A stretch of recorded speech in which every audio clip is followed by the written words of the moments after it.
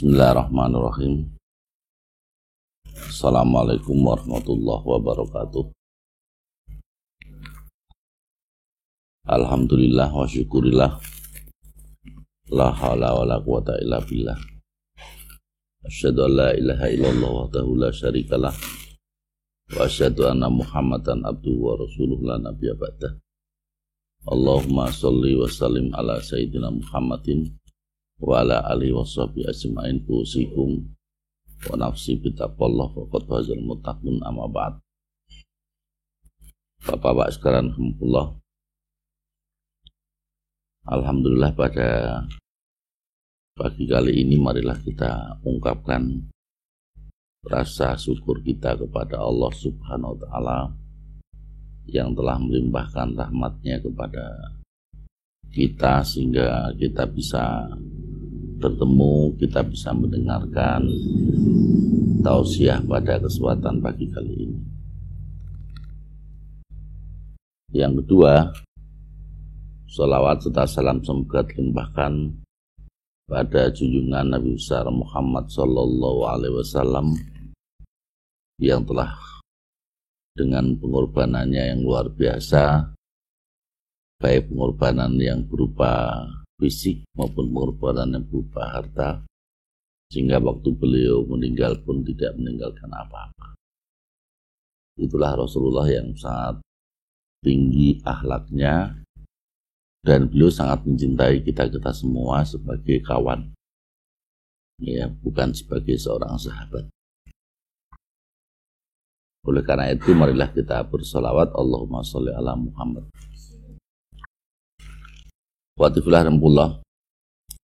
Pada kesempatan pagi ini saya akan berusaha menyampaikan Rasulullah ketika berjumpa dengan Abdullah bin Ummi Maktum. Ini memang peristiwa yang cukup besar, dan karena besarnya itu maka Allah mengingatkan dalam sebuah ayat, ya, dalam surat Abasa. Saat itu Bapak sekalian, sebelumnya Rasulullah kehadiran tokoh orang musyrik yang mau masuk Islam. Tentunya sebagai seorang nabi yang punya keinginan menanamkan wahyu Allah kepada masyarakat, ini adalah merupakan kesempatan yang luar biasa. Maka Rasulullah lalu melayani pembicaraan dengan orang-orang kafir musyrik Quraisy tersebut, ya. Saking semangatnya, saat itu hadirlah Abdullah bin Ummi Maktum, seorang sahabat, seorang buta. Nah, inilah merupakan peristiwa yang penting. Karena hakikatnya Abdullah bin Ummi Maktum kan bisa datang pada kesempatan-kesempatan yang lain. Kenapa dia didatangkan oleh Allah pada saat Rasulullah sedang berbicara dengan orang-orang penting? Ya, ini kadang-kadang memberikan pelajaran buat kita. Umpamanya saya ini ketemu sama gubernur yang dia ngomong, saya ini perasaan saya kok beragama kok tidak nyaman, bawanya gitu. Ya, saya tak ikut agama jenengan aja. Lalu dialog, ya saking asiknya kok ada temen, ya maunya ada teman kami yang buta, yang miskin begitu, datang, itu kan mengganggu, sehingga Rasulullah saat itu ketika kehadiran Abdullah bin Ummi Maktum, Rasulullah terganggu juga, sehingga Rasulullah bermuka masam terhadap Abdullah bin Ummi Maktum. Ya, sehingga dengan ini diperingatkan oleh Allah Subhanahu wa ta'ala dalam surat Abasa. Ya, Bapak sekalian, ayat 1 sampai ayat ke-16 itu surat Abasa itu bercerita tentang kisahnya pertemuan antara Rasul dengan Abdullah bin Ummi Maktum. Nah, saat itu ketika Rasulullah berpaling, ya tidak suka terhadap Abdullah bin Umi Maktum, ya, dia mementingkan pembicaraan yang hampir deal, mungkin barangkali begitu maksudnya Rasulullah. Maka Rasulullah ditegur oleh Allah Subhanahu wa Ta'ala. Nah, ini membuktikan bahwa Rasul itu betul-betul Rasul. Ya, betapapun beliau itu adalah orang yang maksum, tapi tidak bisa lepas dari kesalahan. Karena kesalahan yang dilakukan Rasulullah langsung diingatkan oleh Allah SWT. Ya. Salah satu suratnya adalah surat Abasa. A'udzubillahi minasyaitonirrajim. Abasa wa tawalla an ja'ahul a'ma. Wa ma yudrika la'allahu yazakka aw yadzakkaru fatanfa'u dzikra. Amma man istaghna fa anta lahu tasadda. Wa ma 'alaika alla yazakka wa amma man jaa'a yas'a man jaa'aka yas'a wa huwa yahsha fa anta anhu talaha kalla innaha tadhkirah faman syaa'a dzakarah fi sufin mukarramah marfu'atin mutahharah bi aidi safarah kiramin bararah. Ya, coba bayangkan ya, kalau seorang yang ditegur oleh Allah SWT, ini umpamanya Rasulullah menyimpan ayat ini, kan Rasul tidak perlu malu, ya kan? Karena orang tidak mengerti, nggak ada yang mengerti bahwa Allah itu menegur Rasulullah.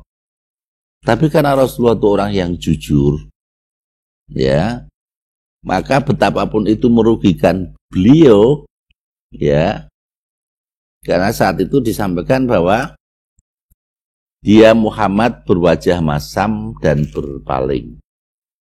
Dia berwajah masam dan berpaling dari Abdullah bin Umi Maktum. Karena seorang buta telah datang kepadanya. Ini seluruh mufassirin sepakat bahwa yang dimaksud di sini adalah Abdullah bin Umi Maktum. Ya. Dan tahukah engkau Muhammad, barangkali dia ingin mensucikan dirinya, atau dia ingin mendapatkan pengajaran yang memberi manfaat kepadanya. Ya. Jadi Allah mengingatkan pada Rasulullah, ya, Abdullah bin Maktum itu, ya, dia minta dikasih tahu apa yang diajarkan Allah kepadamu. Ya. Maka ini jangan kau sia-siakan. Ya, jangan kau bermuka masam. Jangan kau berpaling. Hanya karena mementingkan kamu sedang berbicara dengan tokoh-tokoh orang kafir, tokoh-tokoh orang musyrik yang apabila mereka itu tidak beriman, kamu juga tidak ada masalah kok. Ya. Jadi saat itu Rasulullah itu seperti ini harus beriman gitu ya, karena mungkin sudah dekat. Ya. Karena mereka sudah mau bertanya-tanya tentang apa sih artinya kebenaran dan seterusnya. Ya, nah itulah. Maka ayat lanjutannya adalah, adapun orang yang merasa dirinya serba cukup, ini pembesar Quraisy tadi, ya, maka engkau Muhammad memberi perhatian kepadanya. Kamu memberikan perhatian yang sangat lebih dibandingkan, ya, perhatian terhadap Abdullah bin Umi Maktum, gitu, ya. Padahal tidak ada celah atasmu, maksudnya tidak ada aib atasmu kalau dia tidak mensucikan diri atau tidak beriman, ya. Jadi jelas itu. Kalau andaikan orang musyrik itu tidak beriman, apakah kamu tuh punya aib, namanya? Allah itu bertanya kepada Rasulullah semacam itu. Nah, Rasulullah menyadari, oh iya ya, sebetulnya saya itu kan hanya menyampaikan apa yang diwahyukan Allah kepada mereka. Perkara petunjuk, ya ini petunjuk yang model siang ini, yang hak Allah itu memang hak Allah. Ya, kepada pamandannya saja Rasulullah tidak mampu, apalagi terhadap orang yang lain, gitu ya. Ya. Dan adapun orang yang datang kepadamu dengan bersegera untuk mendapatkan pengajaran Abdullah bin Umi Maktum, ya. Sedangkan dia takut kepada Allah, engkau Muhammad justru malah mengabaikan. Ya, justru engkau malah mengabaikannya. Sekali-kali jangan begitu, wahai Muhammad. Ya, sungguh ajaran-ajaran Allah itu suatu peringatan, maka barang siapa yang menghendaki, tentulah dia akan memperhatikannya. Ya, di dalam kitab-kitab yang dimuliakan di sisi Allah, yang ditinggikan dan disucikan di tangan para utusan, para malaikat yang mulia lagi berbakti. Nah, itulah Bapak sekalian kisahnya Abdullah bin Umi Maktum yang gampangannya saat itu kesio-sio. Ya, dikarenakan dia satu sudah buta, dia orang miskin.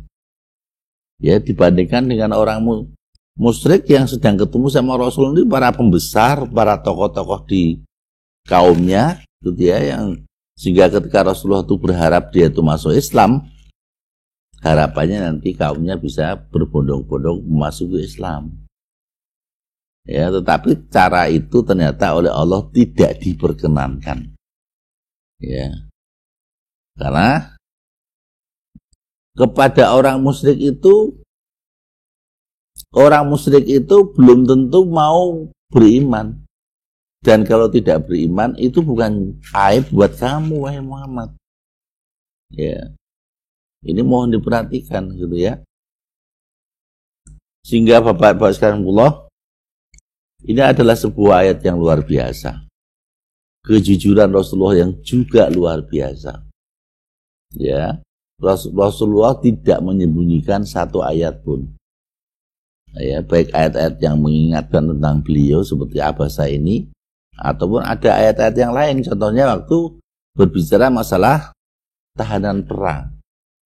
Ya, Rasulullah menginginkan tahanan perang ini ditukarlah. Ya, jika ditukar ditukar dengan uang berapa begitu. Abu Bakar juga setuju seperti itu. Ya, yang tidak setuju hanya Umar bin Khattab. Ya, yang mengatakan, ya Rasulullah, kita ini kan sedang kondisi berperang kayak begini. Ya, kalau menurut saya ini bunuh saja. Ternyata Allah membenarkan pendapatnya Umar. Ya, maka saat itu Rasulullah menangis dan Abu Bakar pun menangis. Ya, karena apa? Ya Allah, kok saya berpendapat ternyata berbeda dengan pendapatnya Allah Subhanahu wa taala. Itu pun juga disampaikan oleh Allah, tidak disembunyikan oleh Rasulullah sallallahu alaihi wasallam. Ya, Bapak sekalian Allah. Jadi tafsir dari awal surat Abasa itu adalah firman-Nya Abasa wa tawalla, ya. Dia Muhammad berwajah muram dan berpaling karena seorang buta telah datang kepadanya. Ganggulah gambarnya. Ya, enggak sopan mamanya. Ya, karena apa? Sebetulnya Abdullah bin Maktum pun punya kesempatan pada kesempatan yang lain. Karena Rasulullah pun bersama dengan Abdullah bin Maktum dalam waktu yang lama. Ya. Tapi Allah pun tetap tidak rela. Ketika Muhammad utusannya yang sangat disayanginya itu, ya, ternyata bermuka masam terhadap orang buta yang kedatangannya betul-betul ingin mensucikan dirinya. Ya.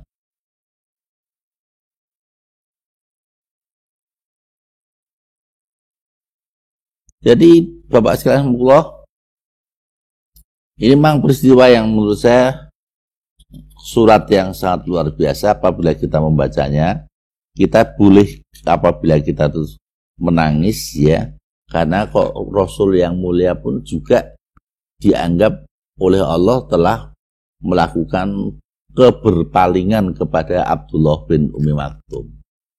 Ya. Maka Allah pun bertanya kepada Rasul, dan tahukah engkau Muhammad barangkali dia ingin mensucikan dirinya. Jadi, wahai Muhammad, ya, apakah kamu tidak mengerti, ya, bahwa Abdullah bin Ummi Maktum itu datang dalam murni ingin mensucikan dirinya, bukan dalam rangka kebanggaan, ya, agar dia diikuti oleh kaumnya sebagaimana orang-orang kafir musyrik yang menghadapi Rasulullah itu. Ya, Bapak sekalian Allah. Ya. Atau dia ingin mendapatkan pengajaran yang mampu memberikan manfaat kepadanya. Jadi betul-betul Rasulullah saat itu kayak diingatkan. Jadi tugas kamu tuh apa? Ya, apakah berikan petunjuk kepada orang kafir Quraisy? Ya, atau berikan petunjuk kepada siapa yang dikehendaki oleh Allah untuk mendapatkan petunjuk? Lah ini ada orang yang datang, ya, orang yang buta tapi memang, dan tentu keadaannya keadaan orang miskin, maka Abdullah bin Maktum disepelekan oleh Rasulullah Shallallahu Alaihi Wasallam saat itu seperti itu. Lalu dia juga membandingkan antara orang buta seperti Abdullah bin Ummi Maktum dengan orang Quraisy yang sedang diajak bicara itu. Ya. Adapun orang-orang yang merasa dirinya serba cukup, ya, cukup harta bendanya, cukup memiliki kekuatan sehingga tidak mau mendengarkan ayat-ayat Al-Quran sebagai petunjuk. Ya. Kecintaan mereka terhadap dunia itulah yang menghalangi mereka bisa mendapatkan petunjuk dari Allah Subhanahu wa taala. Ya.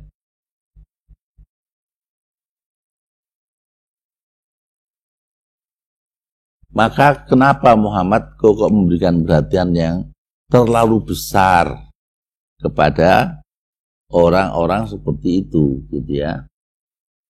Padahal ya makanya diteruskan, tidak ada celah, tidak ada aib buat kamu atasmu kalau dia itu tidak mensucikan diri, kalau dia itu tidak mau beriman kepadamu. Ya. Padahal kalau kamu itu nanti berbicara dengan Abdullah bin Ummi Maktum, ya, itu banyak manfaatnya. Dan akhirnya kan kita tahu dalam sejarah, walaupun Abdullah bin Ummi Maktum itu buta, tapi Abdullah bin Ummi Maktum itu pernah diserai ngurusi kota Madinah. Saat itu Rasulullah sedang keluar. Ya, apakah keluar berperang atau keluar syariah. Itu kan luar biasa sebetulnya.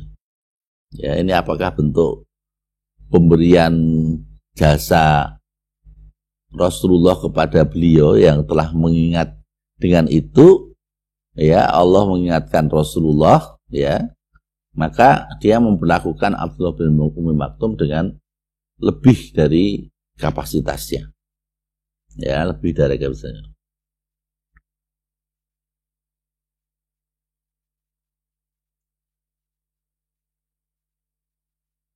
Lalu ya tadi ya ada ayat yang dengan adapun orang yang datang kepadamu dengan tergesa-gesa seperti Abdullah bin Ummi Maktum, sebenarnya kan aslinya Abdullah bin Maktum itu bisa menunda. Ya, sekali lagi bisa menunda. Karena bertemunya Abdullah bin Ummi Maktum kepada Rasulullah itu masih dalam cukup waktu yang lama. Kok dadak Abdullah bin Maktum kok tergesa-gesa itu kenapa? Salah satu di antaranya karena dia ingin segera mendapatkan petunjuk. Ya, segera mendapatkan petunjuk yang diberikan Allah kepada Rasulnya. Maka Allah mengatakan, wahai Muhammad, sekali-kali jangan begitu. Ya. Sungguh ajaran-ajaran Allah itu merupakan sebuah peringatan. Yaitu teguran perbuatan yang kalau itu adalah sebagai peringatan yang wajib dijadikan pelajaran. Yang wajib dijadikan pelajaran dan diamalkan petunjuknya. Lalu Allah menjelaskan kalimat-kalimat umum. Maka barang siapa yang menghendaki tentulah dia akan memperhatikannya. Ya, sebagaimana Abdullah bin Maktum, dia itu buta, ya, kok dia kepengen tahu pelajarannya dulu, apa sih sebetulnya kepentingannya. Maka ini penjelasannya adalah ini, kalau dia itu menghendaki ingin mendapatkan petunjuk, dia akan memperhatikan petunjuk itu, ya. Yaitu siapa yang berkehendak, ia akan menghafal, memetik pelajaran dari peringatan itu.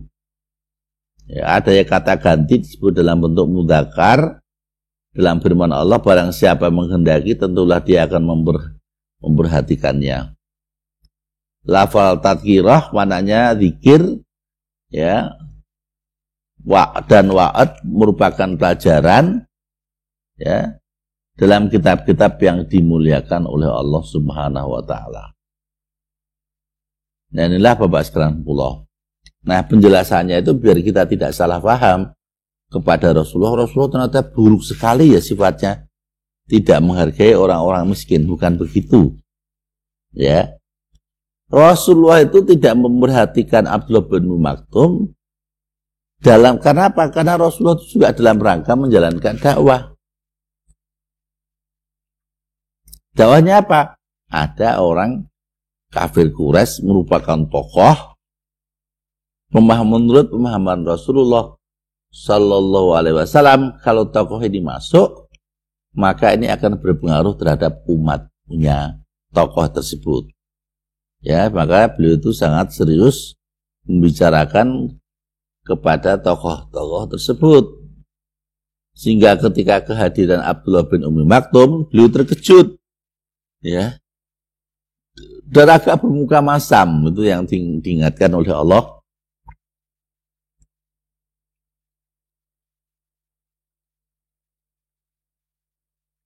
Nah, maka hakikatnya tindakan Rasulullah itu, ya, memang kejadian yang memang tidak bisa dihindari. Ya, peristiwa itu memang pasti terjadi dalam rangka memberikan pelajaran kepada umat Rasulullah yang sangat besar itu ke depan. Ya, itulah artinya maksum itu, Rasulullah tidak akan pernah berdosa. Dijaga dari dosa. Karena begitu salah langsung diingatkan oleh Allah. Ya, memang kan kadang-kadang maksum itu ada yang menerjemahkan Rasulullah itu tidak pernah salah sama sekali. Yang buktinya Qur'annya juga jelas kok. Ya. Qur'annya jelas menjelaskan bahwa Rasulullah saat itu, ya, telah melakukan kesalahan, walaupun maksudnya Rasul bukan berbuat buruk kepada Abdullah bin Maktum seperti itu, tetapi memang kenyataannya Rasulullah itu bermuka masam, ya, kepada Rasulullah Shallallahu Alaihi Wasallam.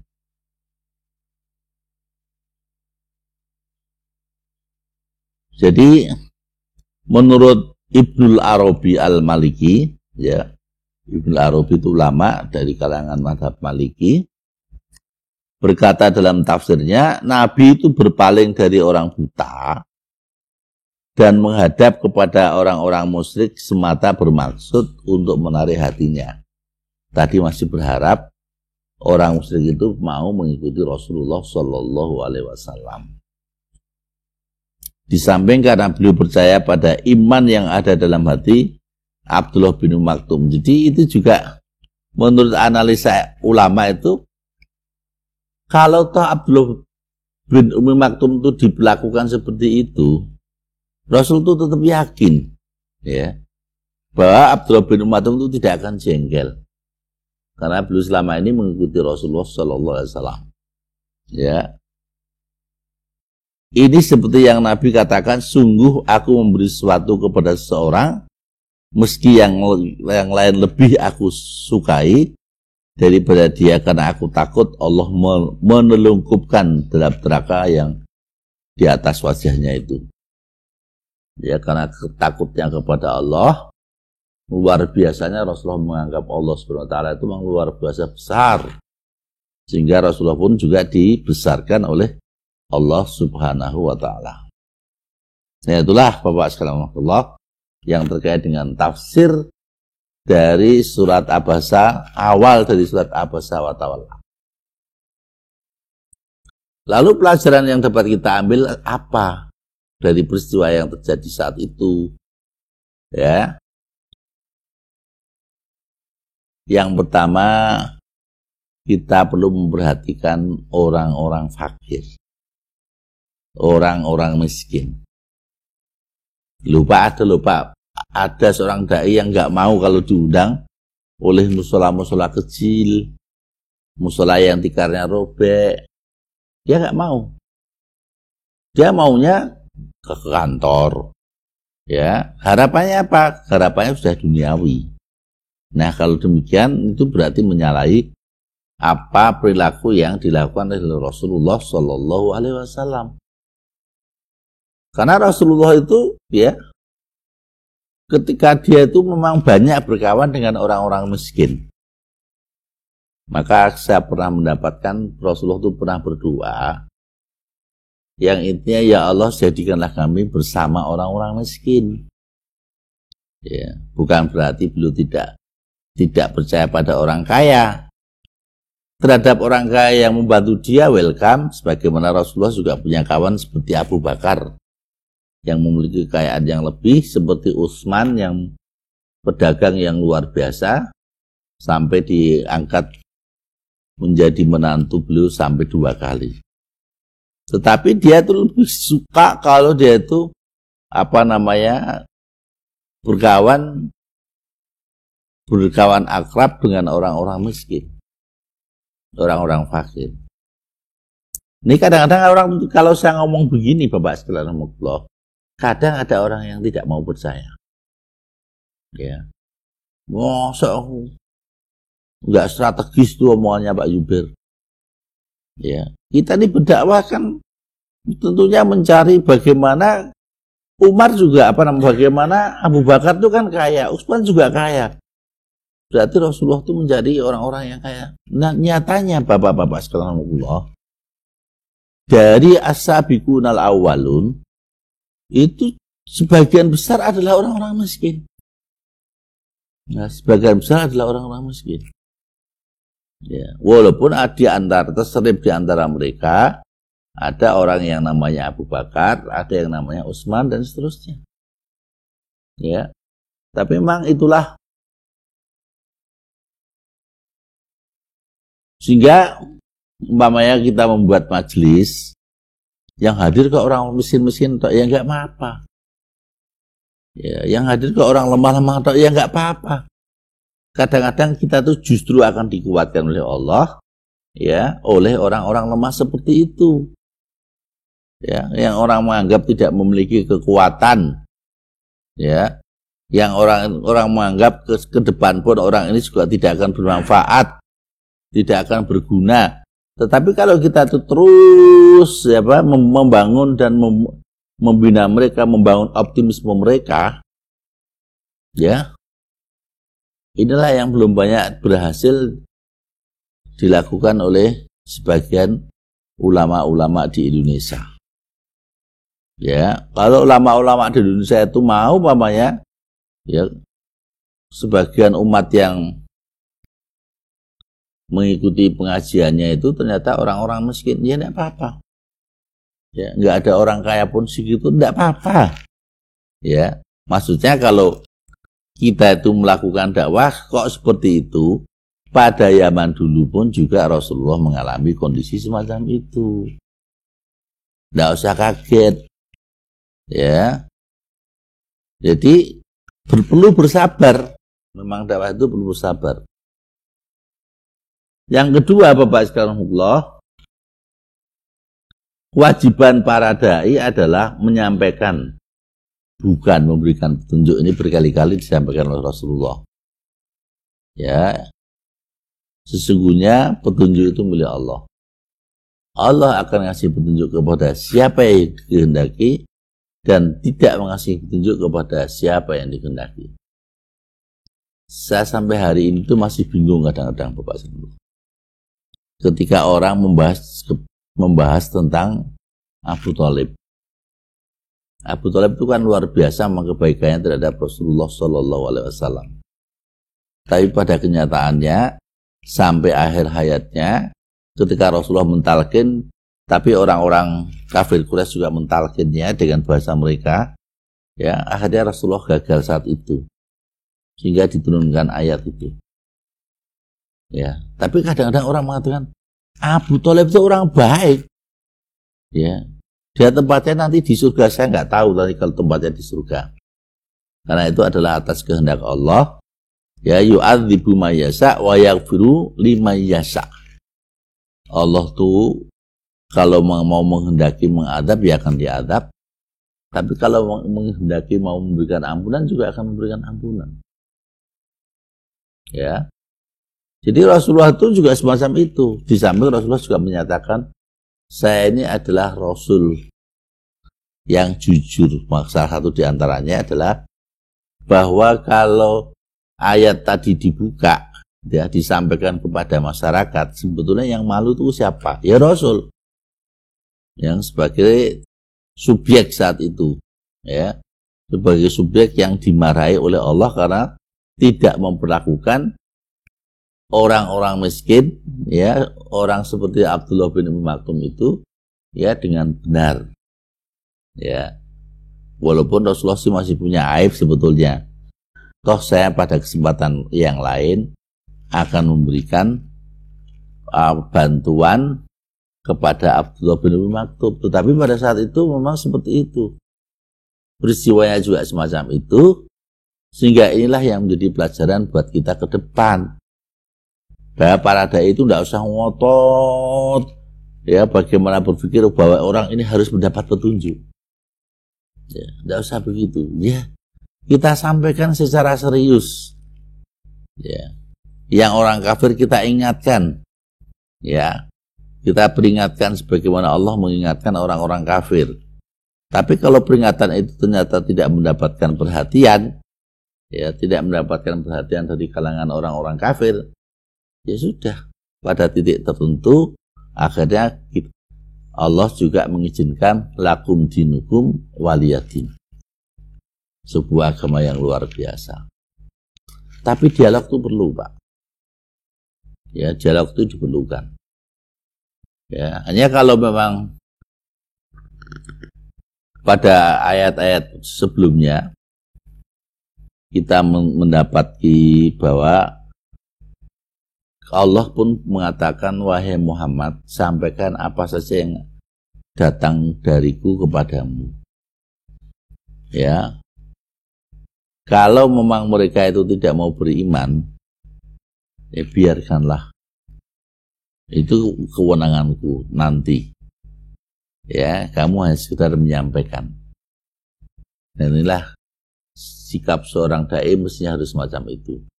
Emosi perlu dilibatkan memang dalam dakwah, tapi kita tidak perlu emosional. Ya, emosi perlu kita libatkan sehingga kita tuh bersemangat untuk menyampaikan. Ternyata dari hasil pertemuannya, walaupun kita menyampaikan secara bersemangat, namanya yang dengerin, yang siap melaksanakan hanya sedikit sekali. Ya, umpamanya ya. Tapi kita tuh menyampaikan karena kita setengah hampir putus asa, mamanya menyampaikan datar-datar saja. Ya, ternyata hasilnya Allah menghendaki bahwa pengikut Muhammad ini sebagian besar adalah mengikuti ucapan-ucapan Rasulullah yang disampaikan kepada mereka dengan terus terang. Walaupun Rasulullah saat itu barangkali tidak menggunakan emosinya yang meledak-ledak. Ya. Lalu yang ketiga, Bapak sekalian Allah, ya, ini menunjukkan bahwa peristiwa itu adalah bahwa Muhammad itu betul-betul seorang nabi. Dia tidak tahu sebetulnya yang begini ini akan berdampak panjang. Ya. Maka sebelum itu terjadi, sebelum itu berdampak panjang, maka Allah langsung mengingatkan orang yang dicintainya tadi. Ya. Kalau dibiarkan, ya, makanya Allah membiarkan Rasulullah, nanti Rasulullah dikhawatirkan jauh dari misi yang diembannya. Ya. dia nanti memilih ya orang anasirut taghyir, dia memilih orang-orang yang merupakan unsur-unsur perubahan ya, yang adanya itu tidak ada pada orang miskin-miskin semacam itu. Ya, unsur perubahan itu kan mau di kalangan tokoh-tokoh masyarakat. Ya, saat itu masih dipegang oleh orang kafir Quraisy. Ya. Ya, maka ini menunjukkan kenabian Rasulullah, kenabian Muhammad sebagai seorang nabi yang jujur menyampaikan apa adanya. Ya. Juga Rasulullah ketika ditanya masalah hal-hal yang gaib, ketika saat itu ya dalam surat Al-Kahfi maunya Rasul langsung mengatakan besok pagi. Ya, ketika Rasul ditanya yang saat itu memang belum turun. Ya, apakah pertanyaan tentang apa begitu?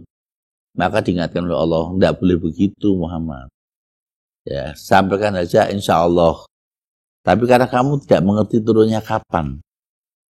Ya, turunnya wahyu itu kapan. Tapi setelah Rasulullah dimarahi oleh Allah semacam itu, maka akhirnya Allah menurunkan apa yang ditanyakan oleh orang-orang kafir Quraisy saat itu. Kalau nggak salah bertanya tentang Dzulqarnain.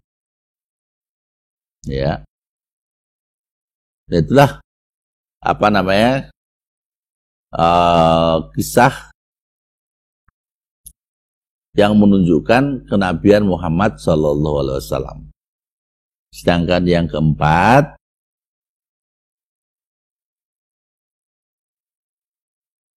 para dai diharapkan punya empati lebih dekat kepada orang yang beriman. Saya tuh hari ini ya untuk kesempatan minggu depan menulis Pak tentang generasi pengganti. Apabila memang orang-orang di muka bumi itu tidak ada yang mau mengikuti Islam, maka Allah akan mengganti kaum tersebut dengan sebuah kaum yang cirinya dalam surat Al-Maidah ayat 55 al-54, yang cirinya yang pertama adalah yuhibbuhum ma yuhibbuna. Allah mencintai mereka sehingga mereka pun mencintai Allah. Nah, kenapa dia dicintai oleh Allah sampai begitu? Karena mereka mengamalkan amalan-amalan yang fardu plus amalan-amalan nawafil. Ya, amalan yang sunnah, ya, tapi dia tidak mengerjakan yang fardu. Kadang-kadang kan memang ada toh Pak, ya, orang yang barangkali mengejar amalan-amalan sunnah karena di situ pahalanya dijelaskan. Sedangkan amalan-amalan fardu kadang-kadang ditinggalkan. Nah, orang yang dicintai Allah itu akan mencintai siapa? Dalam hadis qudsi Bapak dijelaskan, ya. Mereka itu orang-orang mukmin yang melakukan amalan-amalan fardu. Ya. Setelah itu dia menambah dengan amalan-amalan sunnah sampai saya mencintainya. Nah, orang yang semacam itulah sebetulnya wali yang sebenarnya yang kayak begitu itu. Waliullah. Yang banyak ibadahnya. Yang ibadahnya sembunyi-sembunyi. Dia tidak banyak cerita. Ya, tapi dia menganggap bahwa itulah sebetulnya ciri pengganti. Nah, karena mereka itu dicintai oleh Allah, maka mereka pun juga mencintai Allah.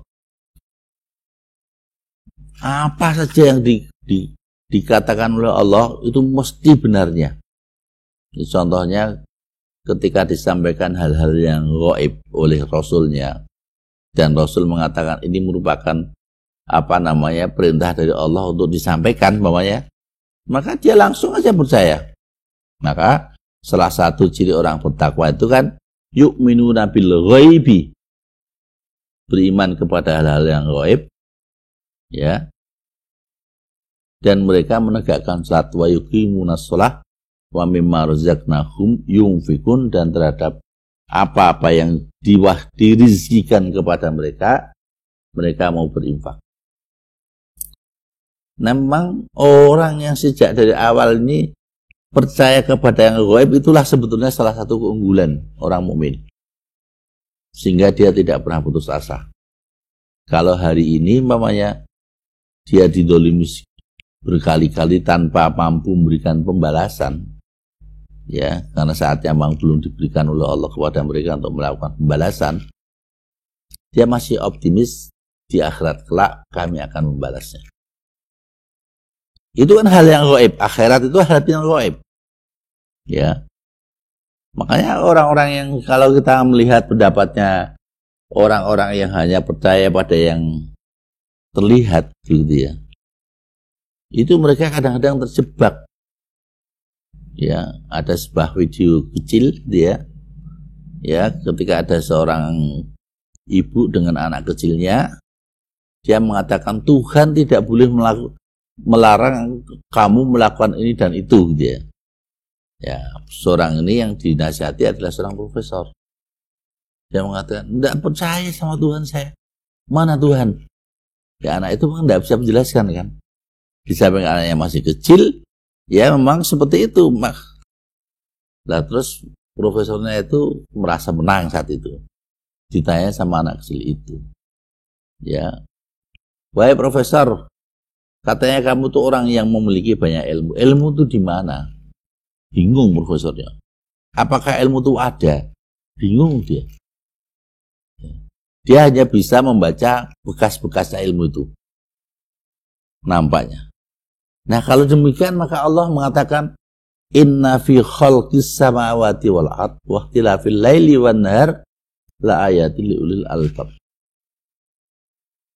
Ya, sesungguhnya ya, dari penciptaan langit dan bumi dan pergantian malam ke siang itu merupakan contoh buat orang-orang yang mau berpikir. Ya, kembali pada persoalan Bapak sekalian mutlak. Jadi semacam itu, ya, para dai itu harus memprioritaskan orang mukmin lebih dulu. Ya, adillatin alal mu'minin, a'izzatin alal kafirin, atau asyidda'u alal kufar, ruhama'u bainahum.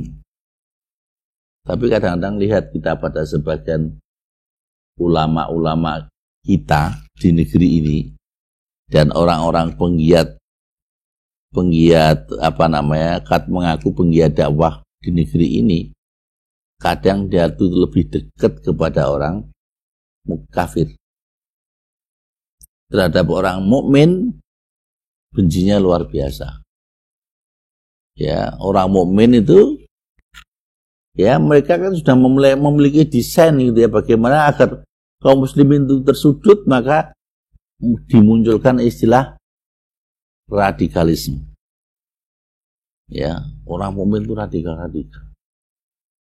Ya, setiap orang yang berbeda dengan mereka, ya, mereka langsung menuduh orang itu radikal, atau dalam bahasa lain disebut intoleran, tidak memiliki toleransi. Padahal ulama-ulama pun juga menyampaikan toleransi yang benar itu adalah masing-masing menghormati pelaksanaan agamanya masing-masing. Ya, lakum dinukum waliyadin itu merupakan toleransi yang luar biasa. Makanya kita pun juga begitu, Bapak sekalian. Jangan sampai kita tuh punya pikiran bahwa dunia ini hanya dipenuhi oleh orang muslim tok. Nggak mungkin. Dunia itu mesti ada sekelompok orang-orang kafir yang memusuhi kaum muslimin. Dan dunia itu kadang-kadang menempatkan golongan-golongan orang kafir itu ada di Timur Tengah, ada di Indonesia, Timur Jauh umpamanya, ada di Jepang, ada di Cina. Ya, di Indonesia ini akhir-akhir ini luar biasa perlawanannya, perlawanan orang-orang kafir terhadap orang-orang mukmin. Ya. Nah, itulah Bapak sekalian Allah yang dapat kami sampaikan pada kesempatan kali ini. Dan mudah-mudahan Bapak-bapak sekalian bisa merenungkan, ya, intisari dari ajaran-ajaran Rasulullah yang sejak pertama kita diperintahkan untuk lebih dekat kepada orang-orang fakir. Ya, ini memang seluruh kitab juga mengatakan semacam itu. Ya, tapi kadang-kadang kalau sudah menjadi ulama besar umpamanya, apakah dia mau umpamanya ada orang miskin datang? Apakah dia mau menggandeng umpamanya? Apakah dia mau makan bersama dengan orang-orang miskin semacam itu umpamanya? Ya, itulah yang ujian buat para ulama-ulama yang hidup bersama kita. Nah, demikian Bapak sekalian, mudah-mudahan Allah membimbing kita ya mampu mengulang apa-apa yang telah dilakukan Rasulullah, termasuk ketika Rasulullah diingatkan oleh Allah. Salah satu di antaranya bukti kenabian Rasulullah itu, Rasul tuh kadang-kadang kalau zaman sekarang tuh tidak mungkin itu dilakukan oleh para kiai. Ketika Rasulullah itu dinikahkan dengan Zainab. Yang nikahkan siapa? Allah sendiri. Ya, Allah sendiri saat itu. Dan Rasulullah memang memiliki keistimewaan karena boleh nikah lebih dari 4. Ada di dalam Al-Quran itu ada ayat yang mengatakan semacam itu. Ya, dia harus menikahi, menyuruh Zainab itu cerai karena dia itu mungkin dianggap tidak selevel dengan Zaid, anak buah dan anak angkat Rasulullah Sallallahu Alaihi Wasallam. Setelah cerai, ya setelah ada masa idahnya, ya maka Allah menikahkan Zainab dengan Rasulullah Sallallahu Alaihi Wasallam. Kalau zaman sekarang itu kok disampaikan, tuduhannya kepada kiai tersebut luar biasa itu. Ya, tapi Rasulullah juga walaupun itu berat, itu dia sampaikan. Ya, nah itulah pelajaran yang penting yang dapat kita ambil. Ya, mudah-mudahan Allah membimbing, memberikan petunjuk, melimpahkan rahmatnya, dan melimpahkan inayahnya kepada kita semuanya. Amin. Nah selanjutnya mungkin ada beberapa pertanyaan barangkali dari Bapak-Bapak sekalian. Pak Hari ada? Pak Khalil?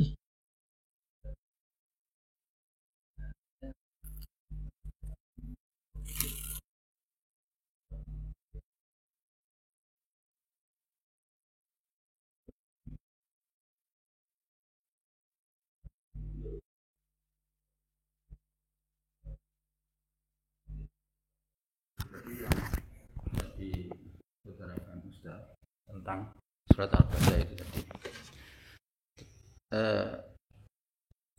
Saya pernah membaca sebuah hadis. Yang hadis itu sempat direvisi karena ya kalau bahasanya itu dikomplain sama Umar bin Khattab tentang Rasulullah mengatakan kepada seorang anak, mengatakan, maukah kamu saya beritahu? Anak itu serta merta tak mengatakan mau Rasul, bahwa ini sangat populer orang yang mengucapkan la ilaha illallah itu akan masuk surga.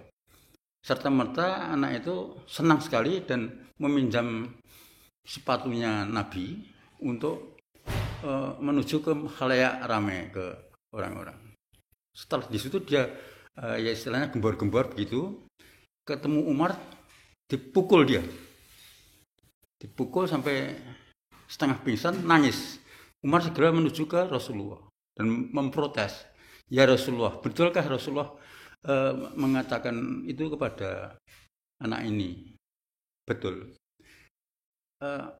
Mohon supaya itu tidak diutarakan Rasul. Nanti umat setelah ini menjadi malas. Maka Rasul setelah itu banyak kerumunan mengerumuni Umar bin Khattab dan anak itu. Rasul merevisi, Ustaz.